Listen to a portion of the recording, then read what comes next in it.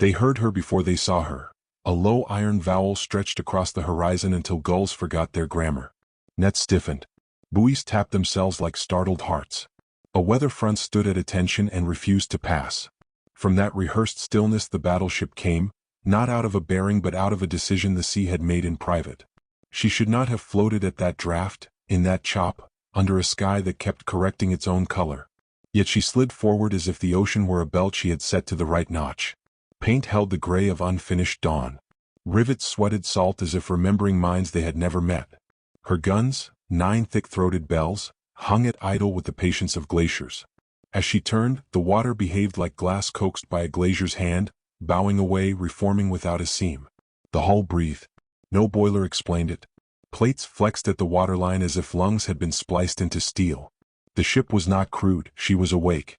A lighthouse keeper watched her pass a mile off and felt the towers shrink, bricks recalculating their duty. She did not signal. She practiced presence, and presence arranged the channel the way a needle arranges cloth. He wrote, "It is not wind. It is will," and found the sentence already waiting in his hand. They called her a battleship for lack of a larger word. If she remembered wars, she kept their names under her tongue with the pennies and nails. Stories survived. A convoy that chose another century, a cruiser that decided to be an island and remained so for 3 days, a submarine that rose belly up to sun itself like a dead seal, then righted with an embarrassed cough. Wherever the Kurfürst moved, the sea discovered etiquette. Waves held their hats. Ice forgot to be cruel. At night her decks clicked with footfalls you could not count. Boots with no legs, oilskins with no breath, a pipe's ember traveling alone in the dark. The bridge windows glowed not with lamps but with domestic dusk, as if a house waited behind the armored shutters. Supper on, a clock instructing the room to continue. She spoke in signals that were not Morse and not music. A syllable of floodlight that translated directly to marrow, a semaphore of gulls wheeling into paragraphs, a wake writing cursive across water that could read. Guns are meant to be endings. Hers were beginnings. When a turret finally turned, Rust did not complain, it preened. The barrels lifted with ceremony, and the horizon lengthened like a throat about to sing. The first salvo went not to a target but to memory. Shells rose, swelled, and became minutes. In towns ashore, clocks paused as if offered a better example. Porcelain trembled in cupboards. Infants woke already soothed, having been startled in the future and reconsoled in the past. Far out, white fountains drank themselves and left behind a quiet shaped like purpose. Torpedoes came, teeth in prayer. The Kurfürst received them as questions. Foam scribbled at her flanks. The ocean drafted a ledger of velocity and intent. When the wakes reached the hull they slowed, reconsidered, and slid alongside like misdelivered letters still read for their handwriting. Depth charges boomed beneath and returned years of drowned songs. She learned each and kept the key. A storm rose in panels as if assembled. The sky wore all its bruise at once. Where other ships would quarter seas or flee, the Kurfürst adjusted the weather like a veil. Rain parted to avoid her paint. The wind, after one unwise shove, chose a more professional distance. Below, the screws bit water and spun out a corridor in which even old waves felt young enough to behave. In that green-lit aisle her shadow did not mirror her. It walked ahead with its own mind. Men on coasters swore at it and then saluted. The ghost crew were busy. A bucket rang in no hand. A rag fell where fingers should be and kept wiping. Someone swore in low German the way a memory swears and slammed shut a hatch that was not open. In the wardroom a gramophone sang an aria about a river that sang back. The needle never touched shellac and still the song gathered color until it could be wrung like a cloth. In the magazine shells counted themselves and became agreeable to arithmetic. The sickbay held only instruments and the stub of a prayer for steady hands. The hands arrived when needed and never when named. Then the sea inverted. No warning, only the feeling of a page turned by someone who skipped ahead. The horizon climbed. Gulls fell upward with offended dignity.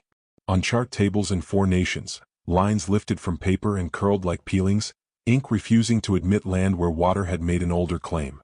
The Kurfürst did not capsize. Gravity took instruction. Her keel balanced on a seam of air as thin as a hymn. On shore, people's mouths filled with the taste of coin.